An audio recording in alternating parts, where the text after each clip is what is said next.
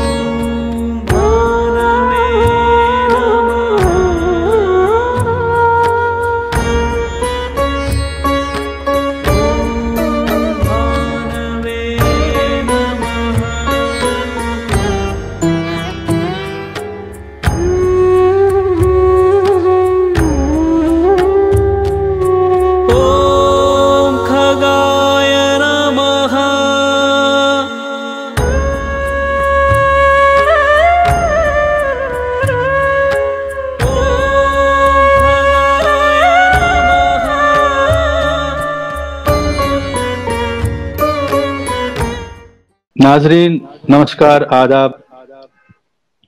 आज मेरे साथ कश्मीर से एक नौजवान साहित्यकार जुड़ गए हैं जिनका नाम है सतीश विमल। और सतीश विमल आज के जो मॉडर्न सेंसिबिलिटी है, जिसको हम आधुनिक मुहावरा कहेंगे कश्मीर, जम्मू कश्मीर का, उसके प्रतिनिधि स्वर है हिंदी में। और उन्होंने कश्मीर से हिंदी, हिंदी से कश्मीरी, कश्मीरी से हिंदी, हिंदी से कश्मीरी और अंग्रेजी से कश्मीरी और हिंदी, यानी ट्रांसलेशंस उन्होंने बहुत सारे किए हैं। उनके खुद के जो काव्य संग्रह है बहुत सारे प्रकाशित हुए हैं और उनको बहुत सारे इनामात मिले हैं, बहुत सारे अवार्ड्स मिले हैं, जिनकी हम इस प्रोग्राम में खूब चर्चा करेंगे और उनके जीवन और कृतित्व का हम जो है उसके बारे में जानेंगे। तो उनसे मिलके मुझे बहुत खुशी हुई, आपको मिलाते हुए बहुत खुशी हुई। बहुत सारे लोग उनको ऑलरेडी जानते हैं जो हमारे इस प्रोग्राम में इस वक्त शामिल हो रहे होंगे। तो आइए स्वागत करते हैं हम सतीश विमल जी का। नमस्कार। स्वागत है आपको हमारे प्रोग्राम में। नमस्कार। नमस्कार शाह साहब, और सभी दर्शकों को मेरा हाथ जोड़ के प्रणाम। खुशी है कि इस सर्दी में आपने अपनत्व का जो मौका दिया मुझे अपनी बात रखने का। एक गर्मी का साधन है, प्यार की गर्मी, और कश्मीर वैसे सर्दियों में सुदूर हो जाता है, कट के रह जाता है। यहाँ के लोग भी गर्मी के लिए कश्मीर छोड़ के निकल जाते हैं, तो आदमी को सर्दियां आते ही एक अजीब सा एहसास हो जाता है अकेलेपन का। और आपने इस मौसम में याद किया, मुझे बहुत अच्छा लग रहा है। और वो पुरानी यादें जब हम आपके घर आया करते थे और मीठी मीठी बातें सुनते थे, सीखते थे बहुत ज्यादा आप लोगों से। और आज आप मुझे बुला करके मुझे बहुत बड़ा एजाज दे रहे हैं। ये हमारा सौभाग्य है कि आप हमारे साथ जुड़ गए हैं और हमें गर्व है आप पे। आपने जितना काम किया है, मैं आपको मतलब हैरान हो जाता हूँ कि आपने मतलब आप कर कैसे पाए। इतना सारा लेखन है आपका, आपके कम से कम 6 से 7 काव्य संग्रह छप चुके हैं। फिर ट्रांसलेशन में आपने बहुत सारा काम किया है और लगभग आपने जो वर्ल्ड वाइड जो लिटरेचर है उसका ट्रांसलेशन पोएट्री का किया है। फिर आपने हिंदी टू कश्मीरी और कश्मीरी टू हिंदी का ट्रांसलेशन किया है। उसके अतिरिक्त आपने टेलीविजन सीरियल्स लिखे हैं और आप एक बहुत बड़े स्थापित ब्रॉडकास्टर है। आपने ब्रॉडकास्टिंग में अपना सिक्का, अपना नाम मनवाया है और बहुत अच्छे से आप आकाशवाणी के साथ जुड़े हुए, आकाशवाणी श्रीनगर स्टेशन के साथ जुड़े हुए, टेलीविजन के साथ जुड़े हुए हैं। और मीडिया के आपके बहुत बड़े हस्ताक्षर है इस वक्त आप। और मैं याद करता हूँ सच में, जब आप छोटे थे और आया करते थे वहां पे, और आप चमनलाल कांटरू जी जो हमारे बहुत ही इंटीमेट मित्र हैं, तो उनके पास आते थे आप, और बिल्कुल सही। आपसे मिलके उसी हमारे वक्त, हमारे गुरुवर हैं वो। जी जी जी, उसी वक्त वो मुझे एहसास होता था कि आप कोई बहुत बड़ी छलांग मारने वाले हैं, क्योंकि आपकी जो थोड़ा पैनी दृष्टि थी उसी थोड़ा में सा मुझे काम लगता किया है। है, नहीं नहीं, बहुत थोड़ा सारा सा काम किया है, जिन यहाँ यहाँ मैं गुरुजनों आपको से, बताऊंगा आप कि जैसे लोगों से सीखा है वही बरता है, और कुछ खास नहीं किया। ये आपका बड़ापन है, ये आपका बड़ापन है।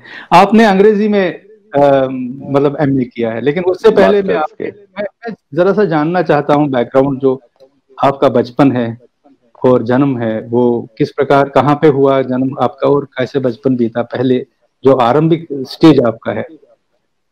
एक छोटा सा गांव कश्मीर का, त्राल इलाके में, पहाड़ी के दामन के नीचे, प्रकृति की गोद में पला बड़ा हूं। एक मध्यवर्गीय परिवार में जन्मा हूं, जहां पूर्वजों के पास शिक्षा का एक बहुत बड़ा सिलसिला रहा है, एक धरोहर रही। जी घर में मुझे याद है हमारे पूर्वज एक साथ कई भाषाएं जानने वाले लोग थे। अंग्रेजी के, फारसी कैसे के, फा, फारसी के, अरबी के पृष्ठभूमि और क्या है, संस्कृत के। हाँ, इसकी पृष्ठभूमि ये क्या है। त्राल में एक गांव है बूछू, एक छोटा जी सा गांव, हाँ, बूछ कहते हैं उसको हम लोकल ये मीडियम में। तो उसमें जन्मा हूं मैं। एक पढ़ाई लिखाई वाले माहौल में, आसपास भी जो मोहल्ला हमारा था उसमें बहुत पढ़े लिखे लोग थे। कोई मैथमेटिक्स का एक्सपर्ट था, कोई फिजिक्स का, कोई केमिस्ट्री का, कोई लैंग्वेजेस का, कोई हिस्ट्री का। तो एक विलक्षण तरीके का माहौल था हमारे गांव में। जी जब हम छोटे ही थे तो हमारे बड़ों ने एक प्रेरणा दी थी हमें कि शाम को सारे मोहल्ले के बच्चे एक साथ मिला करो। ये बचपन से, मतलब मेरी प्राइमरी क्लासेस से, शाम को 6 बजे एक जगह पे एक कमरा होता था, हम्म, कोठार के ऊपर रखा हुआ था वो, जी सजाया, और वहां पे कुछ किताबें रखी थी, बड़ों ने ला करके दी थी हमको। जी वहां पे शाम को हम सारे बच्चे बैठ करके रोज 1 घंटे का सेशन रखते थे। एक तो जी इंटरेक्टिव सेशन होता था, किसी ने कुछ पढ़ा है, कहीं अच्छी बात सुनी है, और जी रेगुलर बुक रीडिंग सेशंस होते थे, जी चाहे हिस्ट्री हो, लिटरेचर हो, सोशल साइंसेस हो, जो बड़े ही रिकमेंड करते थे किताबें। तो वो अच्छा कई सारी चीजें हमने बचपन में वहां सामूहिक तौर पे पढ़ी हैं। कल्चरल प्रोग्राम होते थे, किसी के घर में शादी है तो किसी एंटरटेनमेंट के लिए किसी पार्टी को बाहर से नहीं बुलाना है, हमें बच्चों को ही वो सब करना है। गाने वाले भी हम ही हैं, ड्रामा करने वाले भी हम हैं, कार सेवक भी हम ही हैं, वहां पे जो सर्व करने वाले लोग हैं, खाना बनाने वाले लोग भी हम ही हैं। तो एक मल्टी स्पेशलिटी वर्कशॉप होता था वो। इसका मतलब है कि ये हर गांव में ऐसा माहौल था, क्योंकि हमारे गांव में भी नहीं, लगभग ऐसी एक्टिविटी थी, क्योंकि ऐसे इस ही तरह वर्क करते ऑर्गेनाइज्ड नहीं था, इस तरह हाँ। ऑर्गेनाइज्ड शायद बहुत कम अच्छा, जगह पे था। इसका क्या रीजन था, कैसे ऑर्गेनाइजर था ये। ऑर्गेनाइज्ड था, एक शाम को 6 बजे से 7:30 बजे तक सबको मिलना है, और अच्छा बड़ों में से जिम्मेदारी होती थी, आज आप निरीक्षण के लिए बैठेंगे, और हम गेस्ट लेक्चरर्स को बुलाया करते थे बाहर के इलाकों से। श्रीनगर तक से, श्रीनगर हमसे बहुत दूर हुआ करता था, अनंतनाग के साथ हमारी नजदीकियां थी साउथ कश्मीर में, तो अनंतनाग से तो बहुत लोग आया करते थे। श्रीनगर से भी कुछ एक्सपर्ट्स को बुलाया जाता था गेस्ट लेक्चर्स के लिए, छोटे बच्चों को सुनाया जाता था। कुछ हमें समझ आता था, कुछ बिल्कुल ही समझ नहीं आता था, लेकिन एक आदत बन गई। उस आदत ने किताबें पढ़ने का शौक पैदा कर दिया सारे मोहल्ले को। उस सारे मोहल्ले के बच्चे खूब पढ़े लिखे हैं, बड़े अच्छे सिंगर्स हैं, बड़े अच्छे परफॉर्मर्स हैं, सोशल एक्टिविस्ट बहुत अच्छे हैं। तो इसमें थोड़ी सी चीजें हमें भी आ इसमें गई। इसमें हर वर्ग, हर तबके के लोग होते थे। हाँ, अच्छा मोहल्ले में जितने भी बच्चे होते थे, जी अपने अपने इंटरेस्ट से वो फिर फील्ड चूज करते थे। जी जैसे गांव में कोई छोटा सा नुक्कड़ नाटक करना है, अच्छा, तो मेरी प्रवृत्ति थी लिखने की, तो मैं छोटे छोटे वो स्क्रिप्ट्स लिख करके देता था, फिर उनके ये कब टाइटल से, ये मतलब सॉन्ग। क्या क्या एज रही होगी जब आप ऐसा ये मिडिल क्लासेस से ही शुरू हो गया था। My goodness, 6, 7, 8 से ही हमारा योगदान होता था, फिर बड़े उसको ठीक करके देते थे कि नहीं ऐसे नहीं लिखो, ऐसे करो, फिर ये ठीक बनेगा। फिर स्पोर्ट्स कॉम्पिटिशन्स ऑर्गेनाइज करना, जिस तरह आज आईपीएल वगैरह होते हैं, और खुद ही सर्टिफिकेट्स बना लेना, पेंटिंग कर लेना, उससे सर्टिफिकेट्स बना लेना, ट्रॉफीज खुद ही क्रिएट करना। तो इस तरह का एक अजीब तरह का माहौल घर में था। ये गांव का थोड़ा सा नक्शा बता दीजिए आप, ये किस जगह पे सिचुएटेड है? त्राल तो बूथ आपने, ये जैसे त्राल हम का शिकारगा रोड, हाईवे से जाते हैं, हाईवे से हाईवे जाते हैं। हाईवे में कच्छचकूट एक जगह है जहां जी, से शिकारगा रोड जाता है। जो अच्छा, शिकारगा बड़ा फेमस टूरिस्ट स्पॉट रहा है, जी, महाराजा के जमाने का डेवलप किया हुआ, उनकी पर्सनल शिकारगा हुआ करती थी वो, वहां शिकार खेलने जाया करते थे।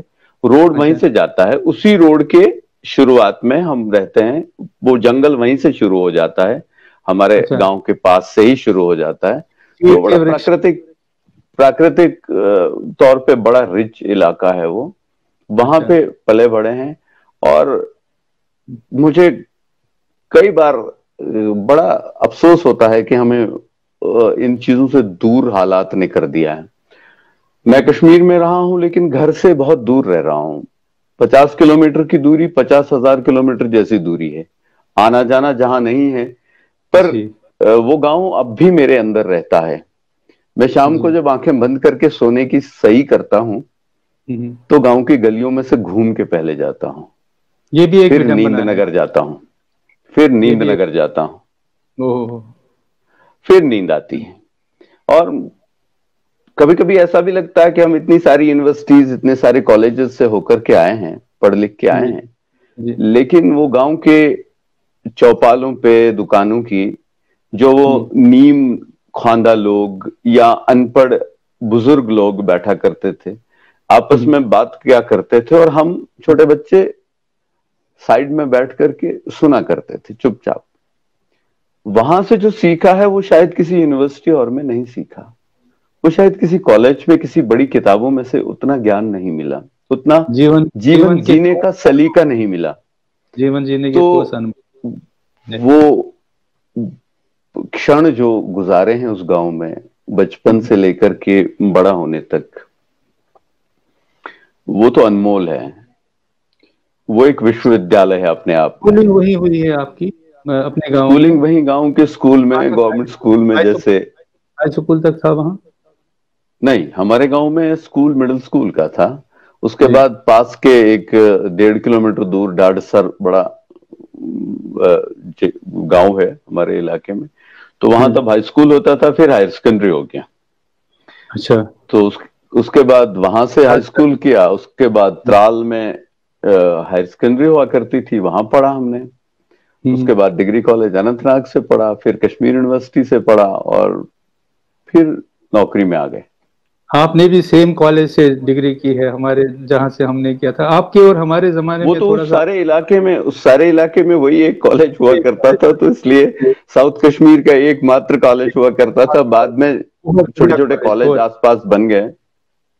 इस कॉलेज की बहुत ही रिच लाइब्रेरी थी, और बिल्कुल। बहुत किताबें बहुत अच्छी होती थी उसमें। और पीरजादा अली मोहम्मद हमारे सामने जो डायरेक्टर एजुकेशन बाद में हुए थे, वो हमारे साथ सामने प्रिंसिपल थे। ओमकार नाथ खोल हमारे प्रिंसिपल थे, बहुत ही बढ़िया टीचर्स, बहुत जबरदस्त। अरविंद गुगू जी हमें अंग्रेजी पढ़ाते थे। तो लेकिन मुझे मैं एक अच्छा स्टूडेंट नहीं था।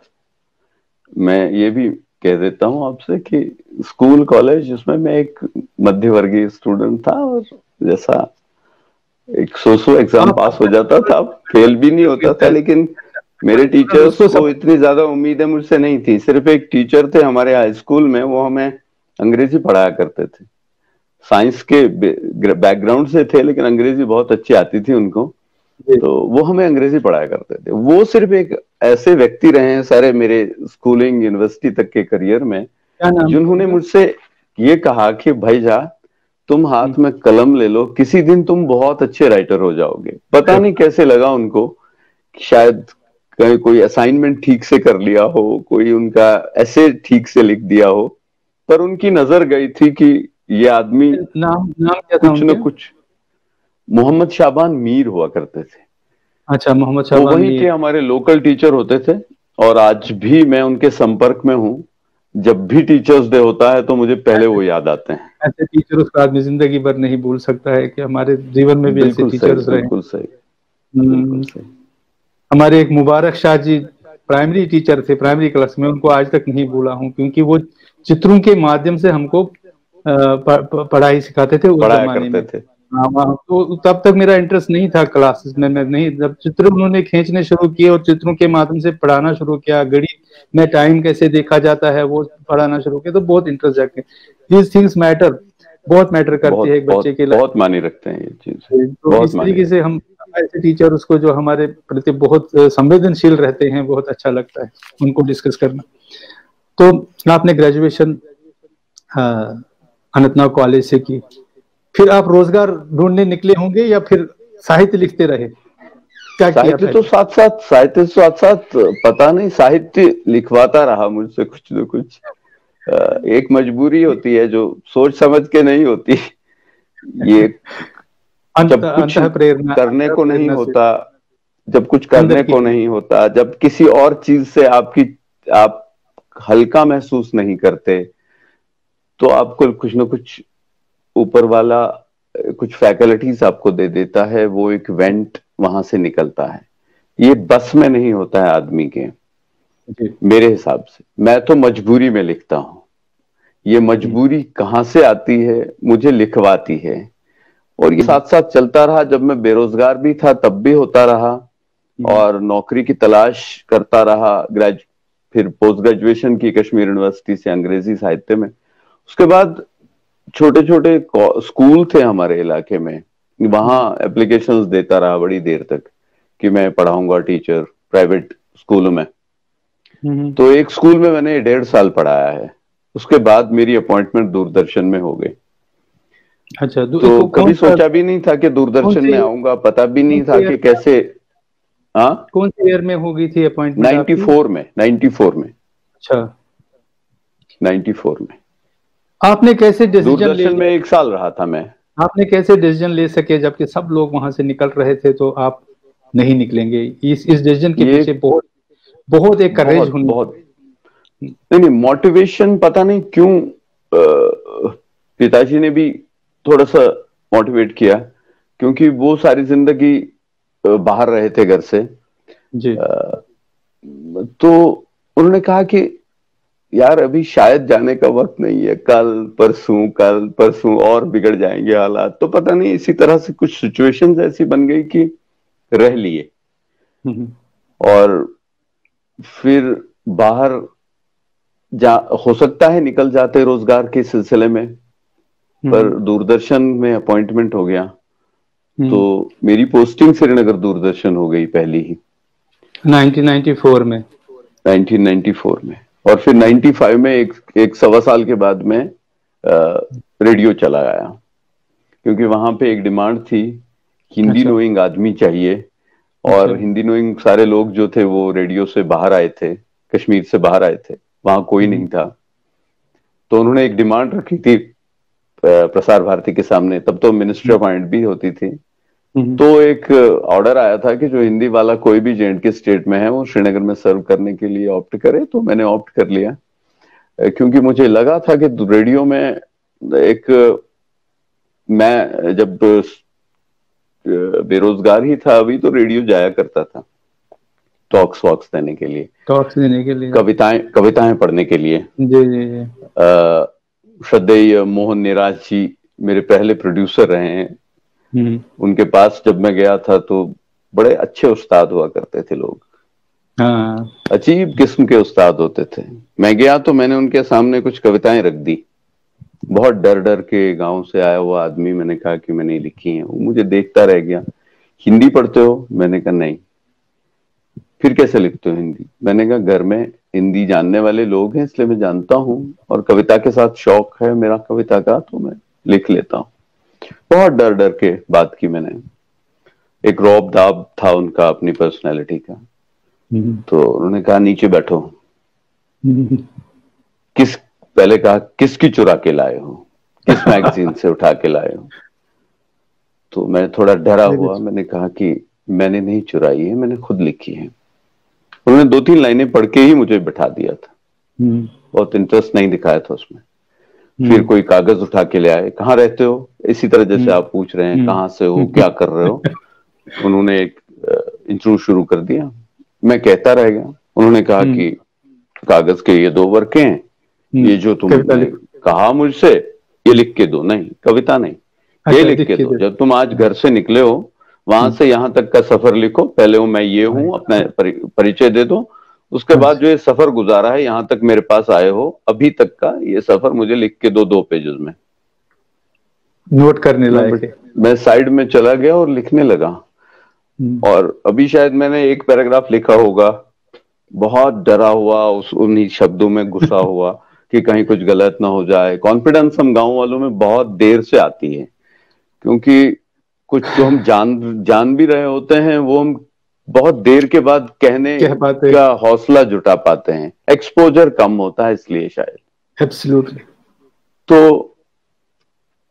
वो पीछे से अपनी कुर्सी से उठ खड़े हुए थे, मेरे पास भी आए थे और पीछे से देख भी रहे थे कि मैं क्या लिख रहा हूँ। मुझे बिल्कुल एहसास नहीं हुआ कि वो आकर के मुझे घूर रहे हैं, मुझे देख रहे हैं।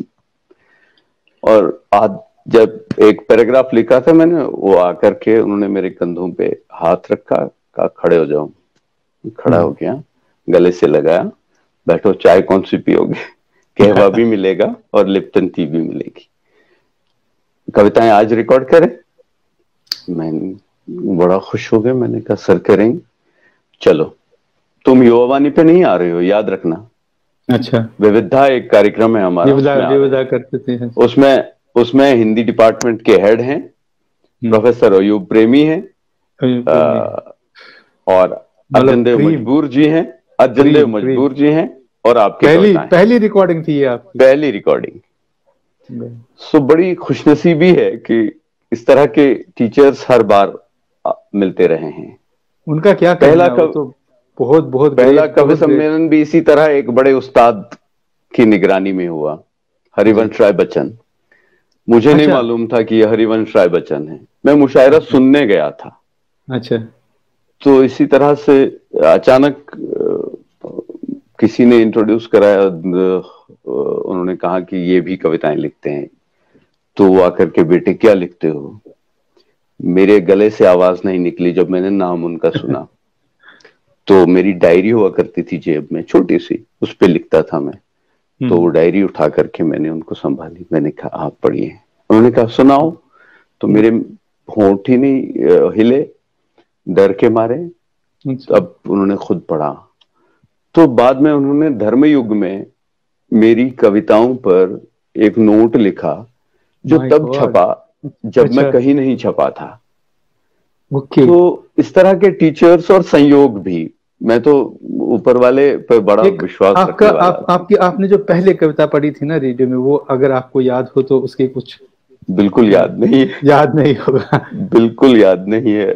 बहुत अच्छा। मामलों में बुलक्कड़ आदमी। वो ये बहुत डिफिकल्ट है, मुझे भी कोई बताएगा तो ये मतलब एकदम से याद नहीं आ सकता है। बहुत मुश्किल है, शायद चीज है।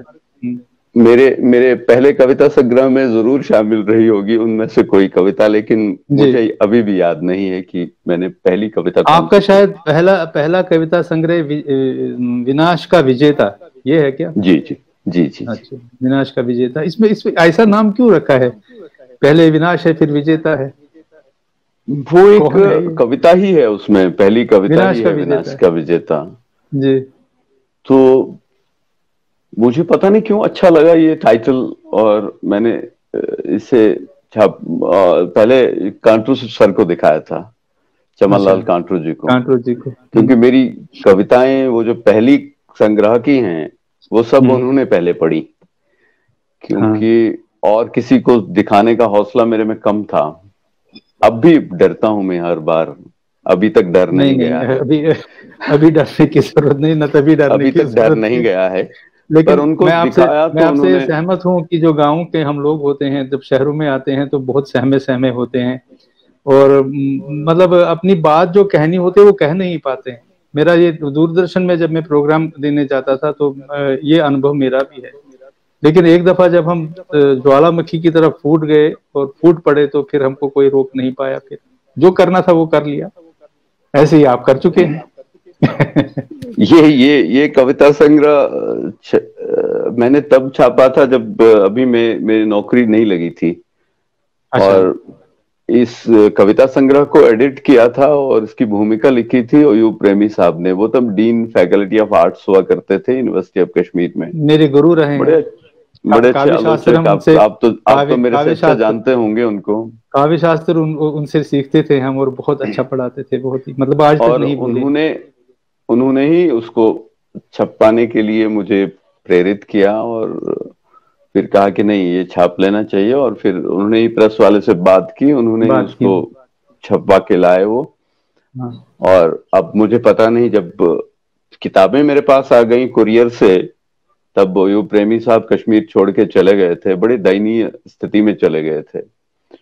उससे पहले मैं 2-3 बार मिला था उनसे। बड़ी कष्ट में निकले थे। जब भी मैं उनको याद करता हूं तो वो कष्टदायक क्षण मुझे बहुत अंदर तक कुरेदते हैं आज भी। इतने अच्छे। और क्या हुआ था उनके साथ? बहुत दुखद स्थिति थी। वो जब डीएन बने थे तो मैं बड़े दिनों के बाद उनसे मिलने गया था। मुझे याद है कश्मीर यूनिवर्सिटी के अपने वो चैम्बर में बैठे थे और दिन में ही अंधेरा जैसा था उस कमरे में। जब मैं गया तो मुझे लगा कमरे में कोई नहीं है, सुनसान, खामोशी, स्टूडेंट से एकदम से गायब हो गए थे। खिड़कियां बंद। और मैंने उनसे कहा कि मैं अंदर गया तो मैं लौटने के लिए फिर मैंने ठक ठक किया। मैंने कहा हो सकता है किसी कोने वोने में, वॉशरूम वगैरह में कोई हो। तो वो चौंक करके खड़े हो गए कुर्सी से। तो तब मुझे पता लगा कि कोई कुर्सी में दुबका पड़ बैठा है आदमी।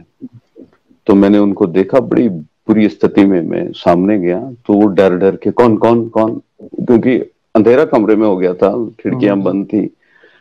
तो मैंने कहा मैं सतीश हूँ। कौन सतीश? अब फिर मुझे अपना पूरा परिचय देना पड़ा। सर क्या बात कर रहे हैं, मैं सतीश हूँ, मुझे पहचानते नहीं। नजदीक गया तो तुम क्यों आए हो? मैंने कहा कि आपसे मिलने आया हूँ। क्यों मिलने आए हो? बड़े गुस्से में। मैंने कहा आपसे मिलना इतना बड़ा जुर्म कैसे हो गया सर? आप तो खुश होते थे मुझे देख करके। हाँ तभी तो कह रहा हूं क्यों आए हो? मुझे तो मरना है, तुम भी मरने के लिए क्यों आए हो? तो मैंने कहा आपको क्यों मरना है? तुम बाहर जाओ, बाहर जाओ, गेट आउट। अब 2-3 बार उन्होंने गेट आउट कह करके मुझे बाहर की ओर जाने पर मजबूर कर दिया। फिर जैसे ही मैं दरवाजे पे पहुंचा तो उन्होंने कहा कि अब देख बाहर दीवार पे क्या लिखा है। और वहां कुत्ते, कमीने, पता नहीं क्या क्या गालियां लिखी थी। तो उन्होंने कहा कि ये मेरे नाम के साथ जुड़े हुए नए अलंकार हैं, तो इसके बाद मैं कितना सुरक्षित हूं ये तुम समझ सकते हो। आइंदा नहीं आना मेरे से मिलने। और उसके बाद मैं मिल नहीं पाया उनसे। वो फिर जब चले गए तो वो इस कहानी भी बड़ी मार्मिक है, वो लोगों से सुनी। मैं यहाँ दोहरा के आप को भी दुखी नहीं करना चाहता। बताइए। इस तरह के कई सारे दुख हम सब झेल रहे हैं। जब इस तरह के हालात में हम रह रहे हैं कि एक तरह का दर्द नहीं है, हर एक के साथ एक न एक त्रासदी जुड़ी हुई है। वैचारिक त्रासदी बहुत ज्यादा होती है देन फिजिकल। टॉर्चर होता है वैचारिक।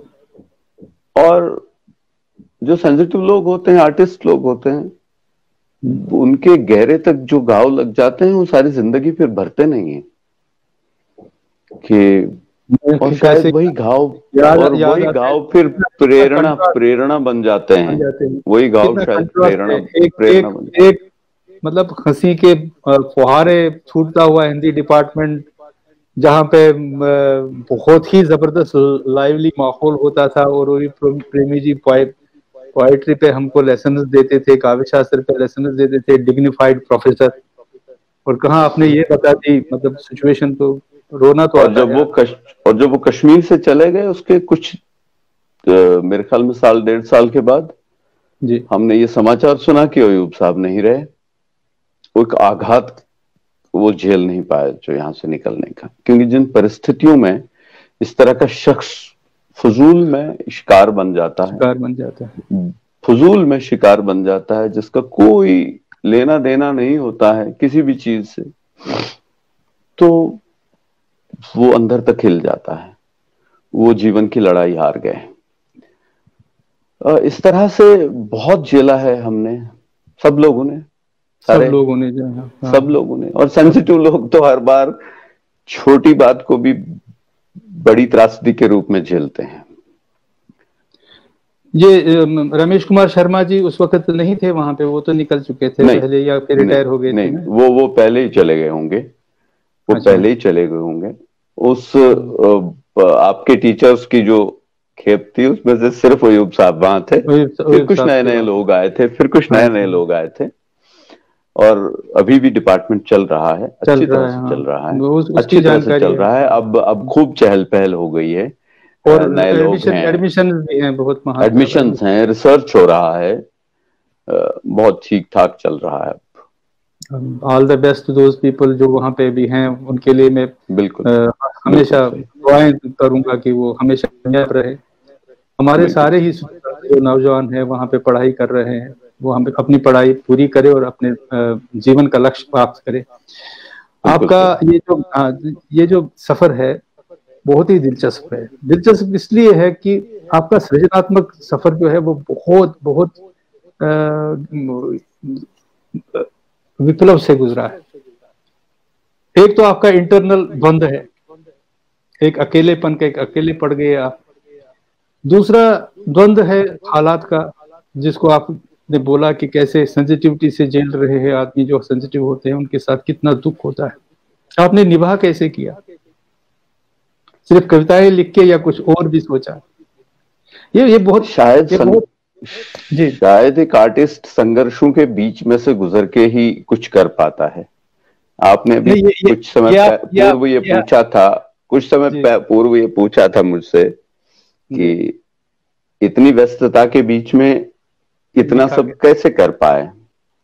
शायद इसीलिए कि जब आपके भीतर एक ज्वालामुखी फटने को होता है, आप आसपास की सारी आग आपके अंदर घुस जाती है। तो फिर मुझे याद है, मैं जब रेडियो नया नया आया था तो इंदिरा नगर एक इलाका है, वहां किराए के एक कमरे में रहता था। वहां से रेडियो स्टेशन 1.5 किलोमीटर तक का सफर है, और इन दिनों सिविल कर्फ्यू हुआ करते थे कि कोई न चले, रास्ते चलने वाला कहीं पर भी कैजुअलिटी हो सकती है उसकी। तो जुलाई का महीना था, मुझे याद है। तो यूजुअली हमें गाड़ी आती थी ऑफिस की फेच करने के लिए ऐसे हालात में। पता नहीं क्यों अंदर के कलाकार को क्या हो गया उस दिन कि मैंने टेलीफोन बूथ से फोन करके अपने ऑफिस को बता दिया कि मैं खुद आ रहा हूं, मेरे पास साधन है। साधन 2 टांगे थी, 11 नंबर की गाड़ी। अच्छा। तो मैं घर से निकला, पता नहीं क्यों ऐसे हालात में, जब सिविल कर्फ्यू का मतलब बहुत अनसर्टेन सिचुएशन होती थी, इसके बीच में से गुजरना, तो तब का मतलब सिविल कर्फ्यू ये होता था कि आप सरकारी कर्फ्यू से भी खतरनाक कोई आदमी नहीं चलेगा।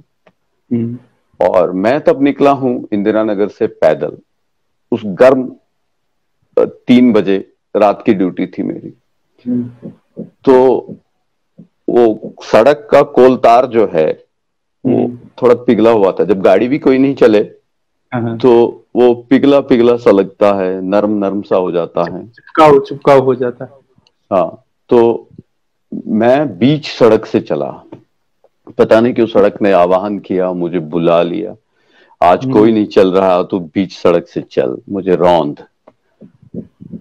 तो मैं उस सड़क पे चलता रहा, एक ना सुरक्षा कर्मियों की गाड़ी, ना कोई प्राइवेट व्हीकल, ना कोई पैदल आदमी मुझे इस 1.5 किलोमीटर के सफर में मिला। कुछ परिंदे थे जो सड़कों की कैद से आजाद इस सिविल कर्फ्यू का मजाक उड़ाते हुए उड़ रहे थे, और एक मैं जिसे सड़क अपने भीतर समेट रही थी एक एक कदम। और जब तक मैं ये 1.5 किलोमीटर तय कर गया तो मुझे लगा हजारों किलोमीटर की व्यथा मेरे भीतर घुस गई है। मैं अपने ऑफिस रूम में पहुंचा, एक मोहतरमा मेरा वेट कर रही थी, मैं उनका रिलीवर हुआ करता था। वो मुझे देखते ही खुश हो गई। मैं जाऊं, क्योंकि हालात ऐसे ही थे, सब लोग भागना चाहते थे अपने रिलीवर को देखते ही। मैं जाऊं, मैंने कहा नहीं, पेन और कागज दे। भले ही मेरे पास भी पेन था, मुझे ध्यान नहीं रहा, मैंने उनसे पेन और कागज ले ली, सीधे स्टूडियो एक में घुस गया। उसको एहसास हुआ कि आदमी अब नॉर्मल है, इसको छेड़ना भी नहीं चाहिए। वो सड़क जिस तरह से मेरे भीतर घुस गई थी, जीना बजीना स्ट्रक्चरली वो कागज पे उतरती चली गई। अच्छा। 5 पेज की लंबी कविता। अच्छा। सड़क सुनाइए। एक जमाने की व्यथा उसमें आ गई। मैं किसी और दिन सुनाऊंगा, मेरे सामने नहीं है वो। उस कविता का अनुवाद विश्व की कई भाषाओं में हुआ, भारत की भी कई भाषाओं में हुआ। और जयंत महापात्र जी ने मुझे आशीर्वाद के रूप में एक पूरा आर्टिकल उस कविता पर लिख के दिया, जो इंडियन लिटरेचर में बाद में छपा भी, कि उसकी समीक्षा करते हुए उन्होंने मुझे इतना इनकरेज किया, मुझे इतना आशीर्वाद दिया कि वही मैं ये कहना चाहता था असल में, कि जो ये दौर होता है परेशानी का, स्ट्रगल का, अनिश्चितता का, इसमें से गुजरने के बाद ही शायद कला अपने सुंदरतम रूप में आ जाती है सामने। और इस पे मुझे याद आया कि रमेश कुंतल मेघ, उन्होंने कहा है आतंकवाद का सौंदर्य, वो इस चेतना का की ओर इशारा किया है, और इशारा किया है जो कि चेतना, जिस चेतना की आप बात कर रहे हैं, अनिश्चितता से लड़ने की चेतना। तो ये आपके शब्दों में आज मुझे इसका मतलब बिल्कुल वो खाका जो उन्होंने बताया है कि एक नया एक बिंब है। बिल्कुल सही। मैंने एक अनुवाद किया था कश्मीर में, जो बंदूक के साए में लिखी गई कविता। जी जी। तो कश्मीरी से, हिंदी से, पंजाबी से, गोजरी से, पहाड़ी से, अंग्रेजी से, जो कश्मीर, जम्मू कश्मीर में लिखी गई कविता थी, उसको संकलित किया, वो छप गया था। और बाद में मैंने उसका समीक्षात्मक एक और बुक लिखी थी कि अंधेरे से चुराई गई कविता, एक समीक्षा। अंधेरे से चुराई गई, क्योंकि ये मशालें हैं, ये रोशन, ये दिए हैं, ये कविताएं जो अंधेरे के विरुद्ध लड़ करके जन्मी हैं। ये तो दिए ही है ना, जो अंधेरे से लड़ करके जन्मे होंगे। इनका अपना एक सौंदर्य है जी। मेघ जी की बात 100% सही है, इसका अपना एक सौंदर्य है। उस चीज को छोड़ करके, उतने हिस्से को छोड़ के जो प्रतिक्रियात्मक है अधिक, उसको छोड़ करके, क्योंकि वो हर जगह हर दौर में आ जाता है सामने।